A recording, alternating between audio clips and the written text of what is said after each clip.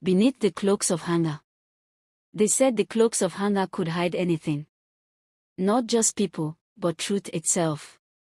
High above the valley of Aram stood the mountain city of hunger, a place where the clouds brushed against rooftops and the wind carried whispers instead of songs. The people of hunger wore long, hooded cloaks from birth.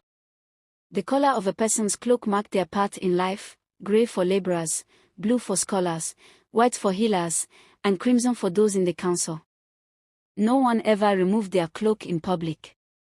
It was said to be a sin, or worse, a curse. Children were told that the mountain spirits watched through the mist, punishing any who dared reveal what lay beneath. So everyone obeyed. Everyone but Loma. Loma was a boy of 12 with restless eyes and a mind that refused to bend. He was born to a weaver, a quiet woman who stitched cloaks for others but never quite fit her own. His father was gone, a wanderer who had once spoken of lands beyond the fog. All Loma knew of him was a single saying, carved into the handle of his old walking stick: truth shines brighter when hidden too long. Every morning, Loma helped his mother dye fabrics in steaming vats of color, breathing in the heavy scent of herbs and smoke. But while his hands worked, his mind wandered to the forbidden question that no one dared ask aloud. Why do we hide?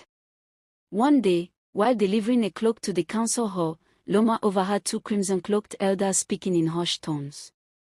"The cracks grow wider," one said. "Another tremor this morning. The mountain weakens." "Keep it quiet," the other hissed. "If the people lose faith, hunger falls apart before the rock does."